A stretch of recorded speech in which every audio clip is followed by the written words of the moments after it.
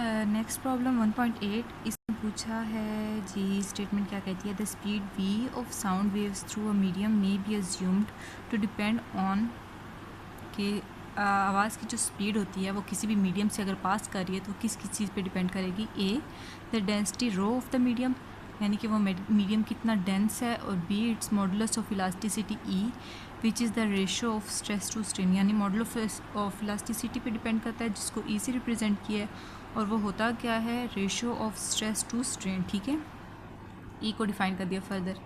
Deduce by the method of dimensions the formula for the speed of sound, यानी हमने dimensions का तरीका इस्तेमाल करते हुए स्पीड ऑफ साउंड का फार्मूला फाइंड आउट करना है।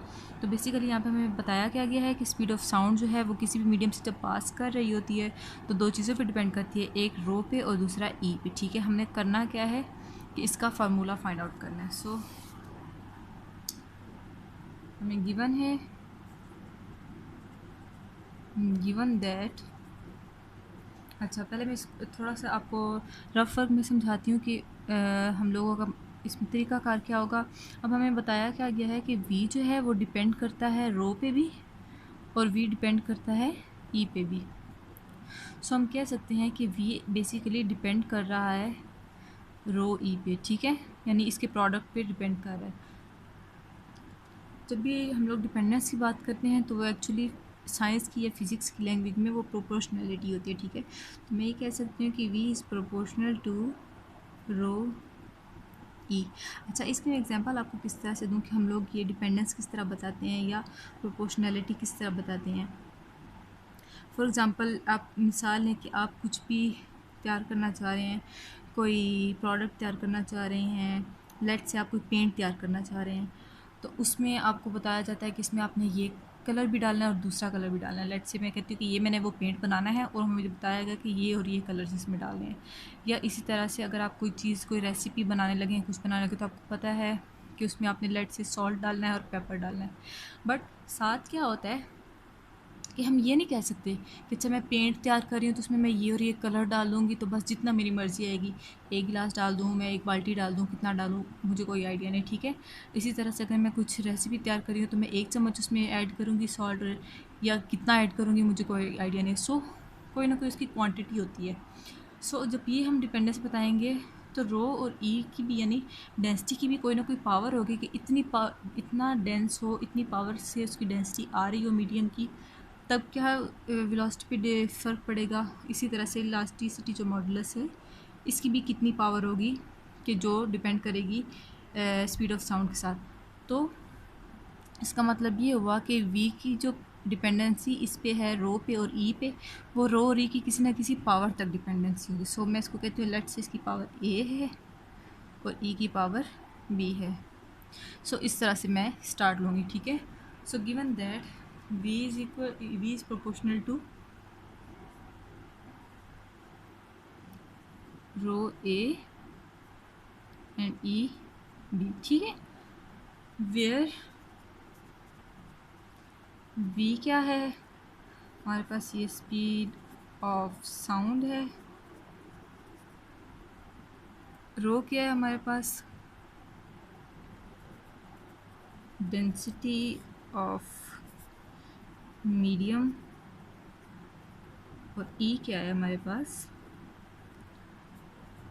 Modulus of elasticity. ठीक हो गया। अब फर्दर हमने क्या करना है, टू फाइंड हम लोगों ने क्या करना है,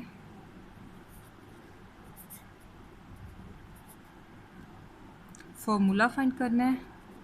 किसका फार्मूला फाइंड आउट करना है, formula of speed of sound, यानी इसका हमने प्रॉपर फार्मूला ए और बी की वैल्यू क्या बनती है, प्रोपोर्शनलिटी में हम लोग किस तरह से इसको प्रोपोर्शन लेंगे, क्या ये आपस में दोनों डायरेक्टली प्रोपोर्शनल आते हैं, इन्वर्सली प्रोपोर्शनल आते हैं, हमें अभी नहीं पता। ठीक है, सो हम लोगों ने ये फाइंड आउट करना है कि फाइनल इसका फार्मूला क्या बनेगा। Formula of speed of sound bye the method, कौन सा मेथड हम लोग यूज़ करेंगे, मेथड ऑफ डायमेंशंस। ठीक है, ये हमें स्टेटमेंट में सब कुछ ये बता दिया गया कि आपने इस तरह से करके इसको फाइंड आउट करना है। सो इसके सोल्यूशन पे आते हैं।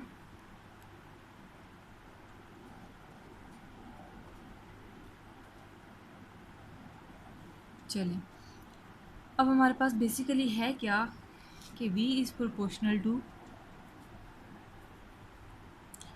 रो power a and e power b। तो हमें पता है जब भी हम प्रोपोर्शनैलिटी कांस्टेंट को ख़त्म करते हैं तो इक्वलिटी का साइन लगाते हैं और साथ कोई कांस्टेंट वैल्यू आती है। So v will be equal to some constant rho a और e b। ठीक है, इसको इक्वेशन 1 कह के स्टॉप कर देती हूँ। अब मैं फर्दर डिफ़ाइन करूँगी कि रो क्या होता है और ई क्या होता है। सिंस रो यानी डेंसिटी जो भी किसी भी चीज़ की होती है, कोई भी हम लोगों ने मीडियम लिया तो उसकी डेंसिटी क्या होगी, उसकी डेंसिटी होती है मास पर यूनिट वॉल्यूम। यानी एक वॉल्यूम में हमारे पास कोई चीज़ है, बॉल है कोई, उसमें कितना मास है, उसके वॉल्यूम के अंदर कितना मास है, ठीक है, ये उसकी डेंसिटी होती है कि वो कितना डेंस है, ठीक है। एंड हमें ई की वैल्यू क्या बताई गई है, हमें स्टेटमेंट में बताया गया है कि ये रेशो है स्ट्रेस ओवर स्ट्रेन। यहाँ से फर्दर हम लोग क्या देख सकते हैं, बट कि स्ट्रेन जो है इसका भी मैं बताऊंगी कि ये स्ट्रेन क्या होता है और स्ट्रेस क्या होता है, क्योंकि हम लोगों ने अगर डायमेंशंस में लेकर आना है तो हम लोग को बिल्कुल बेसिक क्वांटिटीज़ भी आना पड़ेगा, यानी मास, लेंथ और टाइम। जैसे मैंने पिछले प्रॉब्लम्स में भी बताया है कि हम लोगों ने जब भी डायमेंशंस का मेथड यूज़ करना है तो बेसिक जो तीनों क्वान्टिटीज़ हैं उसमें सारी क्वान्टिटीज़ को लेकर आना है। तो ये स्ट्रेस और स्ट्रेन तो बेसिक नहीं है, सो इसको हम लोग बेसिक्स में लेकर आएंगे। सो पहले हमें पता है कि स्ट्रेस क्या होता है। स्ट्रेस को कैसे डिफाइन करते हैं, स्ट्रेस इज़ ऑलवेज फोर्स पर यूनिट एरिया। यानी कि कोई भी हमारे पास एरिया है, लेट से ये मैं कहती हूँ कोई प्लेट है, कोई भी सरफेस है, कुछ भी है, उसके ऊपर कितना हम लोगों ने फोर्स अप्लाई किया है, ये डिफाइन करता है कि इतने स्ट्रेस है इसके ऊपर, ठीक है। So stress is always force पर यूनिट एरिया। अब हमें पता है फोर्स का यूनिट पता है और एरिया का यूनिट पता है। फोर्स का यूनिट होता है न्यूटन और एरिया का यूनिट मीटर स्क्वायर, ठीक है। तो न्यूटन को हम फर्दर रिजॉल्व करके, यानी हम लोग इसको बिल्कुल बेसिक क्वांटिटीज़ में ले आए, हमें फोर्स का भी पता है और मीटर स्क्वायर का भी पता है, ठीक हो गया। और नेक्स्ट जो है वो स्ट्रेन क्या होती है। स्ट्रेन भी बेसिकली फोर्स होती है, रेशो ऑफ फोर्सेस होती है कि हम किसी बॉडी पे कितना फोर्स अप्लाई करते हैं और उस बॉडी का रिएक्शन फोर्स कितना आता है। यानी अगर हम किसी सरफेस को प्रेस करते हैं तो वो सरफेस जो रिएक्शन फोर्स देती है वो कितनी देती है। तो ये इन दोनों फोर्सेस का आपस में रेशो होती है। सो ये रेशो क्वांटिटी है सेम क्वांटिटीज़ की, यानी दोनों फोर्स की रेशो है, तो इसका कोई यूनिट नहीं होगा। सो ये यूनिट लेस होती है। तो इसका तो मसला हल हो गया कि इसका हमें यूनिट नहीं चाहिए। सो हमें ई के लिए स्ट्रेस की सिर्फ ज़रूरत है, स्ट्रेस है फोर्स पर unit area. So now equation 1 becomes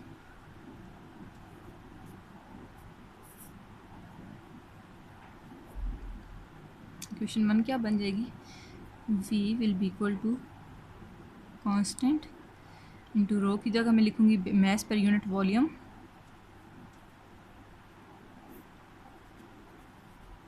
और इसकी पावर ये a, देन ई की जगह मैं क्या लिखूँगी, स्ट्रेस और स्ट्रेन था, फोर्स स्ट्रेन को अब फिलहाल मैं ऐसे लिखूँगी क्योंकि अभी मैं यूनिट्स भी नहीं आ रही। सो स्ट्रेस की जगह मैं लिख दूँगी फोर्स पर यूनिट एरिया, ठीक है, डिवाइडेड बाय स्ट्रेन में एज इट इज़ लिख दूँगी,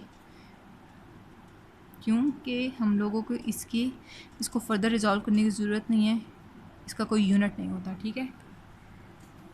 इसको मैं फर्दर क्या लिखूँगी in terms of units. So मेरे पास क्या आएगा, v will be equal to constant into mass पर यूनिट वॉल्यूम पावर a, यानी रो की वैल्यू इंटू, अब मैंने यहाँ से स्ट्रेन ख़त्म कर दिया तो वैल्यू यहाँ पर क्या आएगी, फोर्स पर यूनिट एरिया, इसकी पावर b, ठीक है। इसको मैं इक्वेशन 2 कह देती हूँ। अब यहाँ से लेफ्ट हैंड साइड की मैं डायमेंशन अलग लिखूँगी, राइट हैंड साइड की डायमेंशन अलग लिखूँगी, ताकि फिर हम देखें कि दोनों के डायमेंशंस फिर हम लोग करेंगे कंपेयर, और उसके बाद ए और, क्योंकि बेसिकली अब हम लोगों को फार्मूला की समझ तो आ रही है कि इसकी शक्ल किस तरह से बन रही है, बट अभी तक हमारे पास अननोन जो है वो ए और बी हैं, तो हमने एक्चुअली फाइंड आउट इनको करना है। सो यहाँ पे देखते हैं, हमें पता है v यानी वेलोसिटी, इसका यूनिट क्या होता है, मीटर पर सेकंड। ठीक है, मैस का unit already mass basic quantity है, तो ये मैस ही है, यानी केजीज में। वॉल्यूम का क्या होता है, कैपिटल वी इसको मैं कह देती हूँ ताकि इसके साथ मिक्सअप ना हो वेलोसिटी के साथ। सो कैपिटल वी यानी वॉल्यूम का हमारे पास यूनिट क्या होता है, मीटर क्यूब। इसी तरह फोर्स है, फोर्स हमारे पास क्या होती है, न्यूटन। न्यूटन का हमें पता है क्या होता है कि kilogram metre per second square. ठीक है, और फाइनली क्या रह गया हमारे पास, एरिया। तो एरिया का हमारे पास यूनिट होता है मीटर स्क्वायर। तो अभी मैं रफ में सिर्फ इसका एक दफ़ा यूनिट लिखती हूँ कि क्या क्या बनता है।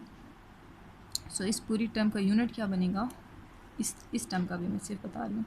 ठीक है, यानी ये और ये इसका पूरा यूनिट क्या बनेगा, इसका बनेगा यूनिट मीटर पर second. This will be equal to constant something. अच्छा, इसको मैं यहाँ नहीं लिखती क्योंकि यहाँ स्पेस कम है, तो मैं आपको यहाँ पर एक दफ़ा रफ में बताती हूँ कि क्या बनेगा। अच्छा, यहाँ पर ये बनेगा, इसका यूनिट मैं लिख रही हूँ, ये बनता है मीटर पर सेकेंड। ये इक्वलिटी कांस्टेंट क्योंकि कोई भी नंबर होगा तो उसका कोई यूनिट नहीं होता। देन फर्दर मैस का unit kg divided by volume का unit metre cube power A as it is. Then force का यूनिट न्यूटन, जिसको मैंने डिफाइन किया है kilogram metre per second square, और डिवाइडेड बाय एरिया यानी मीटर स्क्वायर पावर बी। तो बेसिकली यहाँ तक समझने के बाद आपको देखना है कि केजी जो है वो डायमेंशन, मैथ्स की डायमेंशन है, तो मैथ्स की डायमेंशन को किससे रिप्रेजेंट करते हैं, जो मैं पिछले प्रॉब्लम्स में भी बता चुकी हूँ। अगेन लिख देती हूँ यहाँ पर कि मैथ्स की डायमेंशन को हम कैपिटल एम से रिप्रेजेंट करते हैं, लेंथ या डिस्टेंस की डायमेंशन को हम कैपिटल एल से रिप्रेजेंट करते हैं, और इसी तरह से टाइम की डायमेंशन को हम कैपिटल टी से रिप्रेजेंट करते हैं। सो आपको यूनिट पता होगा, इसलिए मैंने यूनिट्स पहले लिखा है कि आप रफ वर्क में देख सकते हैं इसको। अगर आपको यूनिट पता होगा तो आप वहाँ से डायरेक्ट देख सकते हैं कि किस चीज़ का यूनिट है। जैसे केजी मैथ्स का यूनिट है, ठीक है, तो मैथ्स को यहाँ से आपने देखना है कि कैपिटल एम से जिस तरह रिप्रेजेंट करते हैं। सो मैं आपको, ये है मीटर पर सेकेंड, मीटर यानी लेंथ, कैपिटल एल, ये सेकेंड इनवर्स है, सेकेंड यानी time inverse. This will be equal to constant into, अच्छा ये केजी यानी मैस, कैपिटल एम इसकी डायमेंशन, ओवर मीटर क्यूब यानी मीटर क्या है, लेंथ को रिप्रेजेंट कर रहा है, सो लेंथ क्यूब इस पूरे की पावर ए। देन ये अगेन केजी क्या है, मैस यानी मैस की dimension capital M. Then metre पर सेकेंड, मीटर की dimension capital L, second square यानी टाइम स्क्वायर -2 ओवर ये metre square again length square और ये होल पावर बी। ठीक है, सो अब मैं इसको फर्दर अगर सिंप्लीफाई करूँ तो आप देख सकते हैं कि ये स्क्वायर इससे कैंसिल आउट हो जाएगा। ठीक है, so this will be equal to constant into M L, ये -3 है तो ऊपर जाके, सॉरी +3 है तो ऊपर जाके -3 हो जाएगा, इसकी पावर ए हो गई।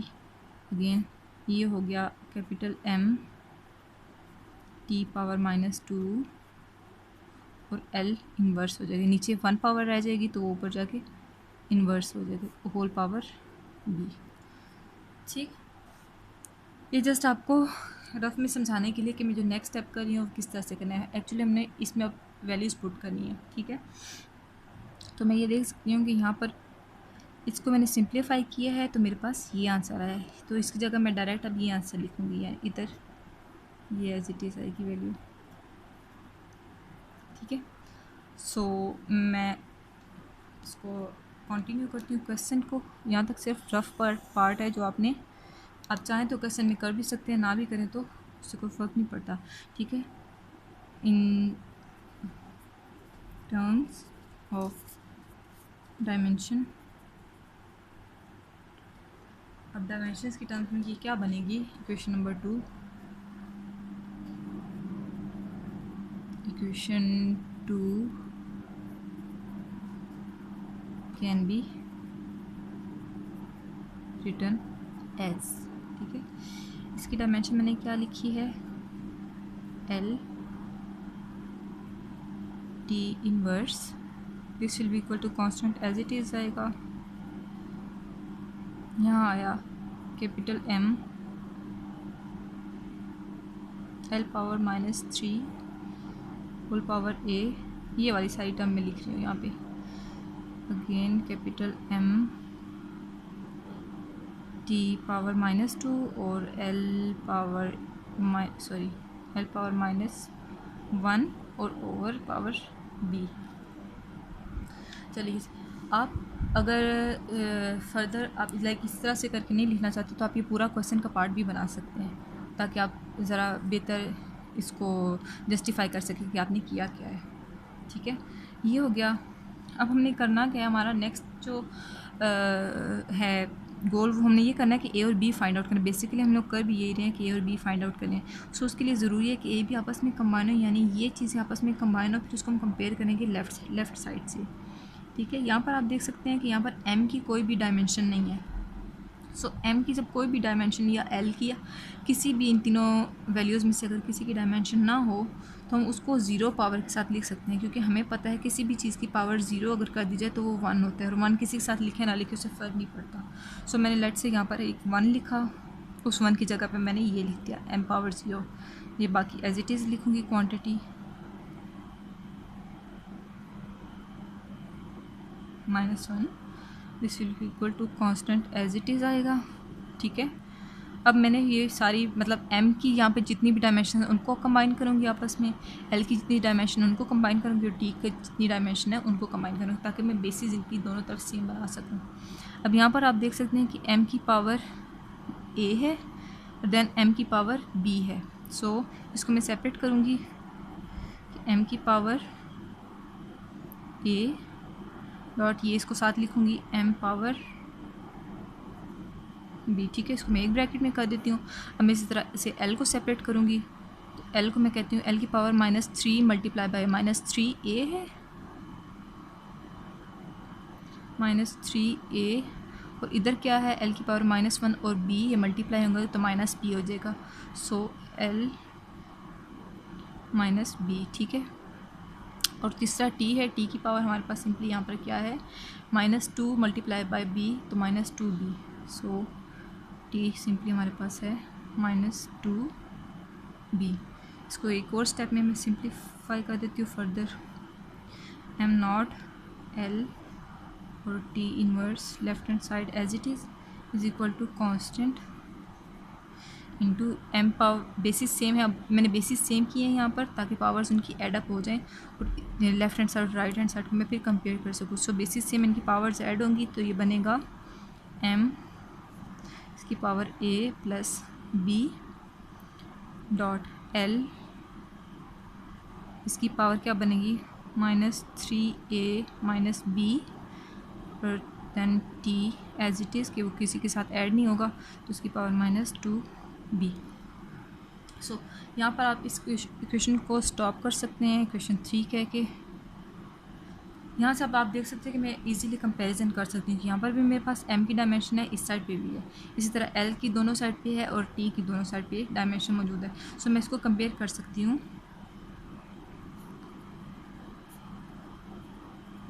Comparing dimensions on both sides.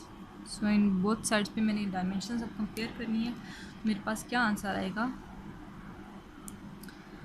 आप देख सकते हैं कि m की पावर यहाँ 0 है तो m की पावर a प्लस बी है। इस तरह से कंपैरिजन करना है, यानी अगर यहाँ पर m की पावर 0 है और ये इक्वलिटी है और दूसरी तरफ भी समथिंग है तो इसका मतलब है ये अगर बेसिस इक्वल हैं तो इनकी पावर्स भी आपस में इक्वल होंगी। तो ये हमें पता चला a plus b will be equal to 0। This is equation number 1। अब मैं l को देखूँगी कि अगर ये l इस l के इक्वल है तो डेफिनेटली इनकी पावर्स भी आपस में इक्वल होंगी। सो l की यहाँ पर पावर 1 है, यहाँ -3a माइनस बी है, तो ये क्या बना -3a minus b will be equal to 1। इसको मैं इक्वेशन 2 कह देती हूँ।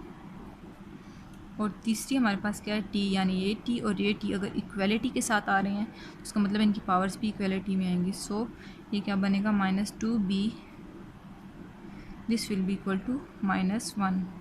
इक्वेशन 3 कह देती हूँ। सो यहाँ तक इजीली हम लोगों ने सॉल्व कर लिया इसको।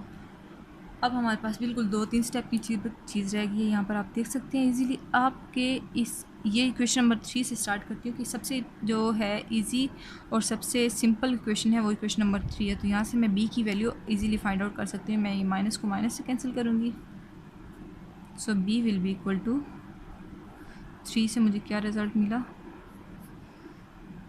b will be equal to 1/2, यानी ये 2 जाके इधर डिवाइड होगा तो b की वैल्यू मेरे पास आई 1/2। सो एक वैल्यू मैंने फाइंड आउट कर ली है, b की वैल्यू मुझे पता चल गई। अब मुझे एक ही फाइंड आउट करनी है तो मैं ये b की वैल्यू 1 या 2 में से किसी एक में पुट करूँगी। मैं क्वेश्चन 1 में पुट करती हूँ। So put b is equal to 1/2 in 1। जो इक्वेशन फाइंड आउट की थी 1 इक्वेशन थी a plus b is equal to 0। So a plus b की जगह b की वैल्यू पुट की 1/2 इज़ इक्वल टू 0। तो यहाँ से मुझे a की वैल्यू क्या मिली, this implies that a is equal to -1/2।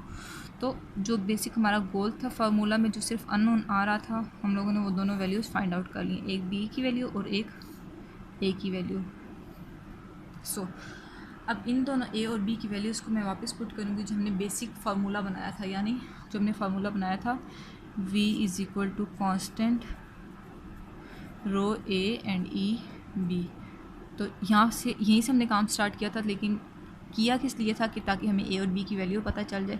सो अब हमें वैल्यू पता चल गई तो बाकी इसी में पुट कर देंगे। Now the formula for speed of sound can be written as v is equal to constant rho power a की जगह -1/2 डॉट e पावर b थी तो b की जगह 1/2। सो अगेन इसको थोड़ा सिंप्लीफाई कर देती हूँ। Is equal to E power 1/2 plus में ऊपर ही रहेगा, ठीक है, 1/2 divided by rho power minus है तो उसको डिनोमिनेटर में लिख दूँ 1/2, सॉरी प्लस हो जाएगा अब ये। तो फाइनली इसकी क्या, अब ई पावर 1/2 ओवर रो पावर 1/2, हमें पता है 1/2 पावर जो है वो स्क्वायर रूट को रिप्रेजेंट करती है। सो फाइनल हमारे पास इसका आंसर आएगा v is equal to constant square root of e over rho. तो ये हमारे पास फाइनल इसका फॉर्मूला आ गया। हमने बता दिया कि डिपेंडेंसी जो है वो स्पीड ऑफ साउंड की रो के साथ और ई के साथ किस तरह से आती है कि वो डायरेक्टली प्रोपोर्शनल है स्क्वायर रूट ऑफ ई के और इनवर्सली रिलेटेड है स्क्वायर रूट ऑफ रो के। अब ये कांस्टेंट वैल्यू जो है इसको हम लोग हमेशा प्रैक्टिकली फाइंड आउट करते हैं, थ्योरेटिकली फाइंड नहीं होती। तो बेसिकली जो क्वांटिटीज़ इसमें जिस तरह से डिपेंडेंसी आती है वो इस तरह से आती है। तो ये फाइनल इसका फार्मूला होगा।